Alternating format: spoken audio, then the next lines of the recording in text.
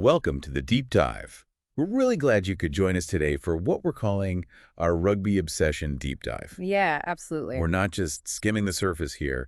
We're planning to dive right into the thick of it, into the world of rugby. We'll pull out the best insights from our sources, mainly Planet Rugby this time, and get you totally up to speed on a pretty major upcoming event. And that's exactly the plan for this deep dive. We've sifted through, a bunch of recent articles and boiled them down. Right. The idea is to unpack those key insights, maybe some surprising facts, and the important nuances around, one of the biggest events in the rugby world. Kind of shortcut for you listening. Exactly. Your shortcut to being really well-informed without having to wade through everything yourself. Spot on.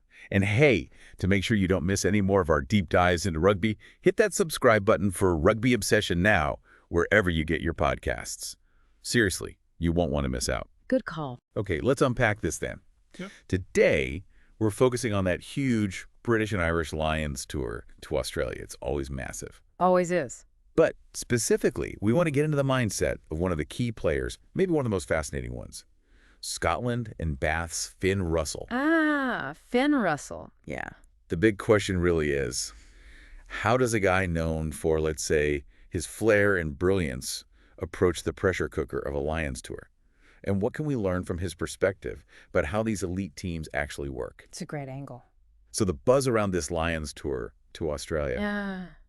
it's just building and building, isn't it? It's almost here. You can feel it. It's such a unique thing in rugby. It happens only once every 4 years. Brings together the absolute best from England, Scotland, Wales, and Ireland. Into one squad. And before they even head down under, there's this massive curtain raiser. The Lions against Argentina at the Aviva Stadium on Friday. That's not just a friendly, is it? No way. It's the first proper chance for this squad to actually play together, to start gelling.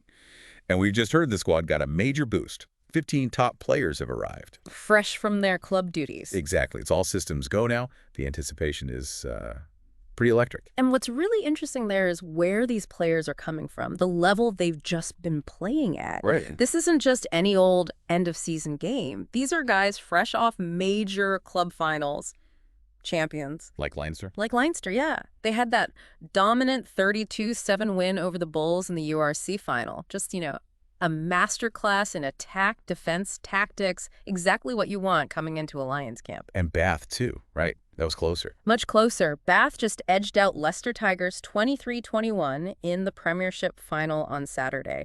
A real nail-biter. Wow. Showed Bath's resilience, didn't it? Performing under huge pressure, winning it late. And Finn Russell, our focus today, he was one of, 16 Lions tourists involved in those big finals over the weekend? 16. That's Yeah. incredible. Think about it. They're arriving not just fit, but with that winning feeling, that championship momentum. It's huge. That context definitely makes Finn Russell's situation even more interesting. The Scotland and Bath playmaker, he's absolutely central to what the Lions hope to achieve, wouldn't you say? Without a doubt. He's been in sensational form, just delivering superb performance after superb performance for Bath recently. He really has. Played a massive part in them winning the Premiership and the Challenge Cup. It wasn't just, flashes of brilliance. He was running the show, orchestrating things, kicking tactically, making big calls.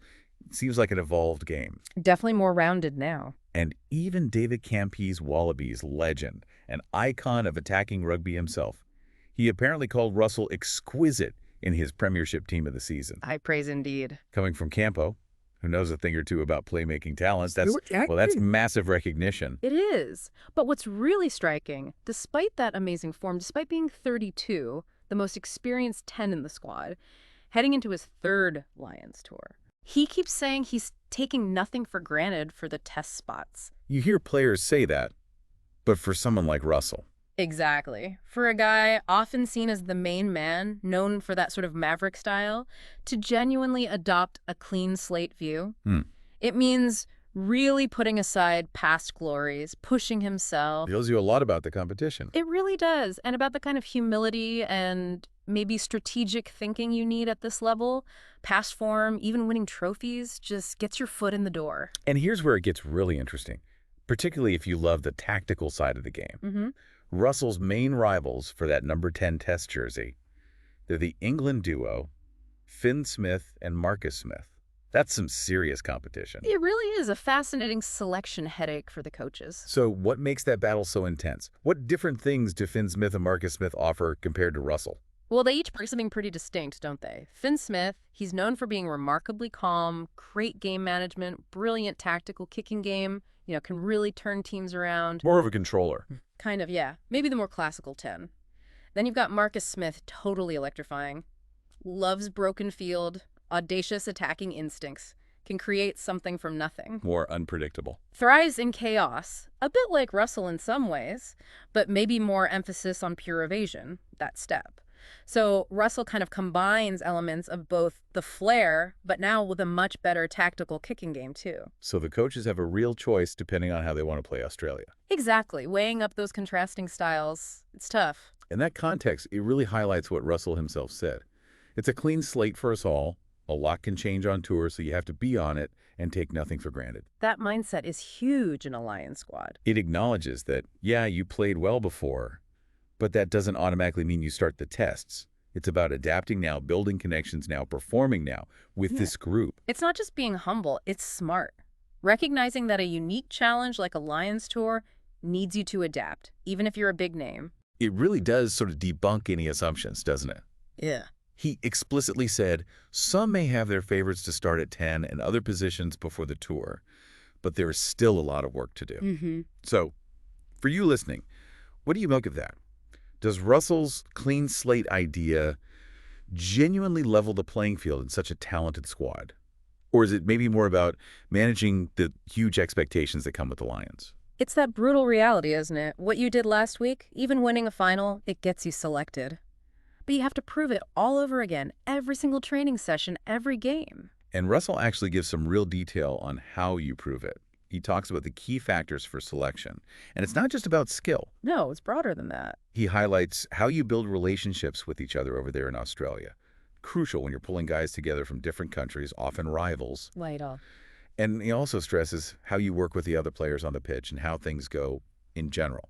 It sounds like, tactical understanding, chemistry. And field cohesion, yeah. And finally, the way the coaches will want the team to play also comes into it. So it's about fitting the plan, too. A really complete picture. That focus on relationships and fitting in is so important on tour. It shows it's not just about individual stars. And actually, thinking about narratives, it reminds me of how Johnny Sexton used to talk about Russell. Oh, yeah. What do you say?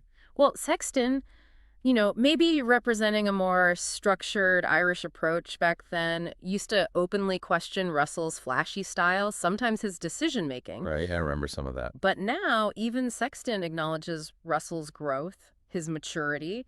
It kind of shows how far Russell has come, adding that control without losing the magic. He's managed to quieten even some big critics. That's a really good point. And Russell's insight goes deeper on the coaching side, too.